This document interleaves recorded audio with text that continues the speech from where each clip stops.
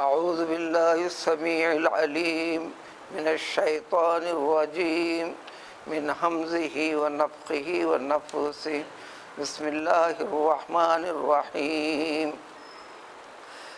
کیف وإن یظہروا علیکم لا یرقبوا فیکم الا ولا ذمہ یرضونکم بافواہہم وتابى قلوبہم واکثرہم فاسقون اشتروا بآیات اللہ ثمنا قلیلا فصدوا عن سبیلہ انہم ساء ما کانوا یعملون۔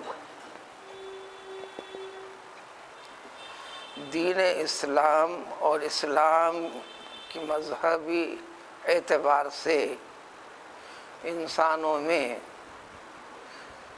تقسیم اور تفرقے ہیں، اور ہر قسم کی فرقے کا مذہب کے ساتھ جوڑ اور تعلق کا دعویٰ ہے۔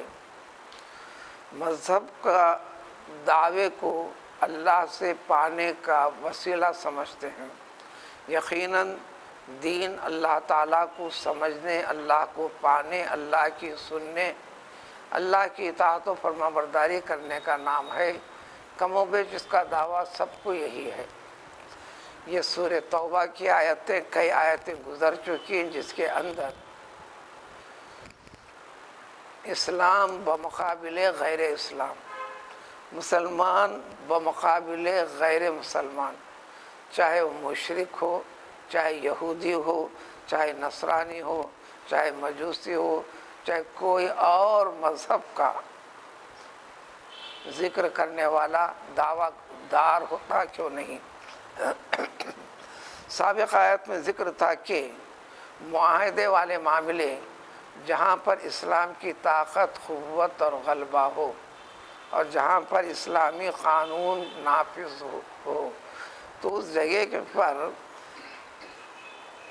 غیر اسلام سے تعلق رکھنے والی قومیں، چاہے وہ کوئی بھی ہو، مشرک، یہودی وغیرہ وغیرہ، ان کے ساتھ کسی قسم کا معاہدہ، اگریمنٹ باعتبار مذہب کے اے مسلمانوں تم نہ کرو۔ اگر ہے معاہدہ تو تم اگر وہ معاہدے کی تاکید اور پابندی کرتے ہیں تو ضرور تم بھی کرنا۔ یہ بتا کر ایک پہلو کا ذکر کیا گیا تھا کہ دین نام جس کا ہوتا ہے، دیندار جو ہوتا ہے، اور دینداری جس چیز کو کہتے ہیں، انسان کی زندگی میں کسی اور انسان سے یا کسی اور قوم سے یا کسی اور معاملے میں عہد ہو جاتا ہو، وعدہ ہو جاتا ہو، ایگریمنٹ ہو جاتا ہو، تو اس کو آخر وقت تک بغیر کسی خیانت کے، بغیر کسی خرابی کے جوں کا توں پورا کرنا۔ مسلمانوں کا دوسروں کے ساتھ بھی یہ تعلق۔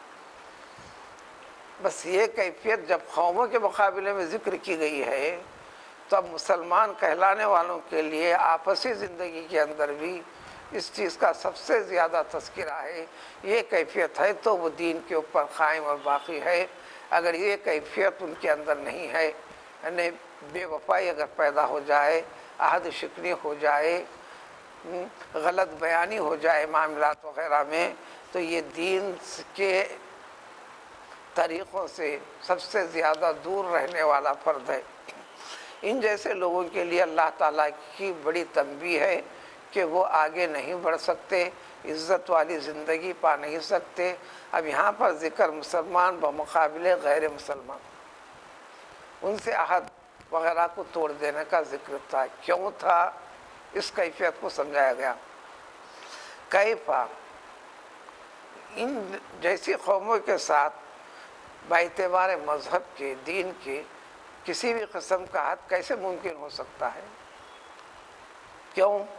اس لیے کہ تم سے ظاہری طور پر گفتگو اور بات چیت کر کر تم کو ہم نوا بناتے ہیں، تمہارا ساتھ دینے کا اعلان کرتے ہیں، ہمدردی جتاتے ہیں، یہ صرف زبانی جمع خرچ ہے۔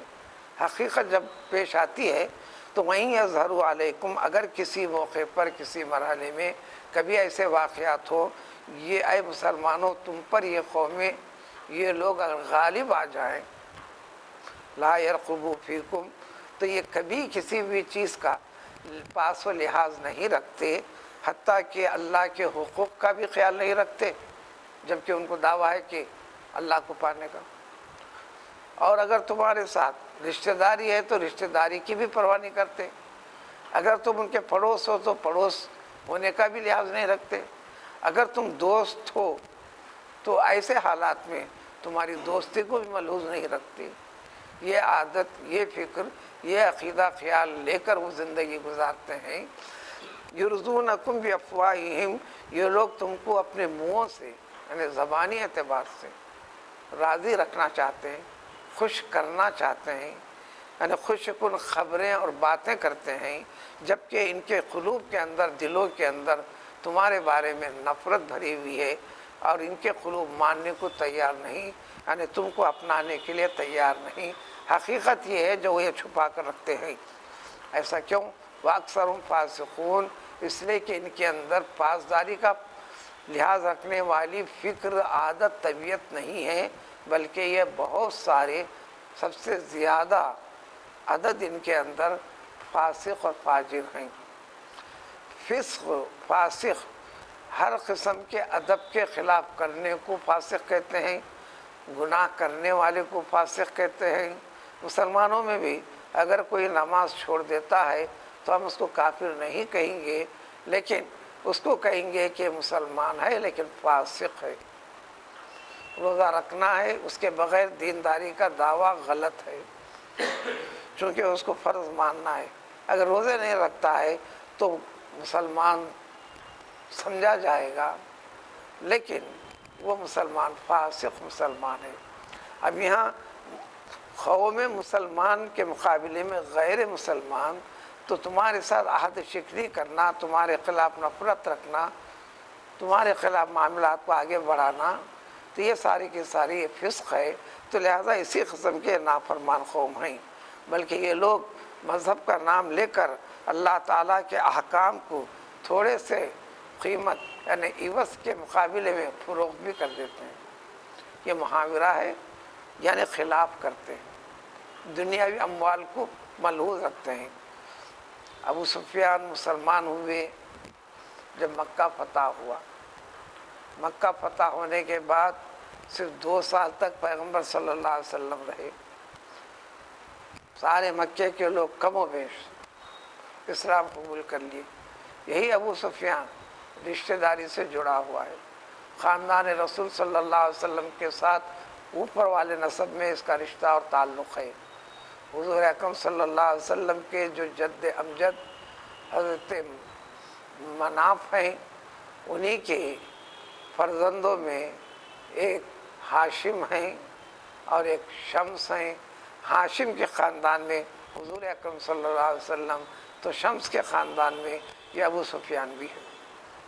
اسلام کا شروع سے آخر تک مقابلہ کرتے رہے، دشمنی کرتے رہے، یہ اور بات ہے۔ یہاں پر جو ذکر ہے، انہوں نے مال و متاع، پیسے کے اعتبار سے بڑے تاجر تھے، مالدار تھے، امیر و کبیر تھے۔ مکے کے اطراف و اکناف، دور دراز علاقوں میں رہنے والی بدویوں کو یعنی گاؤں والوں کو، وہاں کے اقوام کو پیسہ دے کر، لالچ دے کر منع کرتے تھے کہ مسلمانوں کے ساتھ ملنا نہیں، اگر ملتے ہیں تو اسلام نام کے مذہب کو قبول نہیں کرنا، اس سے نفرت پیدا کرنے کے لیے، باز رکھنے کے لیے، دوری پیدا کرنے کے لیے جو کچھ ہو سکتا تھا۔ سب سے زیادہ محبوب اور پسندیدہ چیز انسان کے نزدیک مال اور دولت ہے، ساری کے سارا مال و دولت لٹا دیتے تھے۔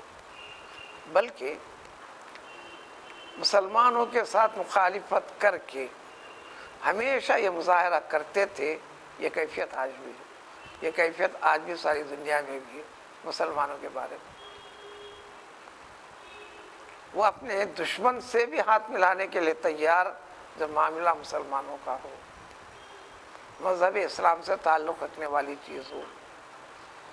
تو یہ عملی طور پر اپنی زندگی کے اندر یہ مظاہرہ کرتے تھے، یہ دنیا کی چند روزہ فانی، فنا ہونے والی، باقی نہ رہنے والی زندگی، یہ بڑی لذیذ ہے، لذت والی ہے، ہم اس کے لیے جو چاہے کر سکتے ہیں، جو چاہے کر سکتے ہیں، یہ کہہ کر مظاہرہ کرتے ہوئے جس حیثیت سے ہو اس کو گرانے کے لیے، اسلام کے حقائق اور طریقوں کو مٹانے کے لیے کیا کرتے تھے، کرتے رہے۔ آج کی دنیا بھی اس جیسے معاملے میں ہے، اسی کیفیت کو اللہ تعالیٰ ذکر کرتے ہیں۔ یہ لوگ تو اللہ تعالیٰ کے آیات کو فروخت کر دیتے ہیں تھوڑی سی قیمت میں، نسبت اللہ تعالیٰ کی، حکم اللہ تعالیٰ کا، اطاعت کرنا اس کی، یہ سب کچھ چھوڑ دے کر اسلام سے جڑے ہوئے شخص کی مخالفت کے لیے یا عوض دے کر، پیسے دے کر لے کر اس قسم کے حرکات کرتے ہیں۔ نہ صرف کرتے ہیں بلکہ فصدوا عن سبیلہ، اللہ تعالیٰ کے طریقے سے، راستے سے، یعنی دین سے منع بھی کرتے ہیں۔ یقیناً یہ لوگ بہت برے قسم کے لوگ ہیں۔ یہ سلسلہ، یہ مضمون اگلی آیتوں سے جڑا ہوا ہے، ختم ہوا نہیں ہے، کہ ان کے عادات و اطوار کو واقف کراتے ہیں۔ سے مسلمان ہو جانا، مسلمان کہلانا، اسلامی شعار کو، چند عادات عبادات کو کر لینا، یہ کافی نہیں ہے۔ اس کے آگے مسلمان کو یہ بھی تاکید کر دی گئی کہ وہ اپنے ایمان سے جڑی ہوئی کیفیت کو لے کر اپنے عقل کو آگے بڑھائے، خود کے تعلق کو غیر اسلام سے تعلق رکھنے والے فرد کے ساتھ ہمارا معاملہ کیسا، کس طریقے کا ہے، اس پہلو کو ظاہر اور واضح کرتا چلے۔ سبحان اللہ، سبحان اللہ۔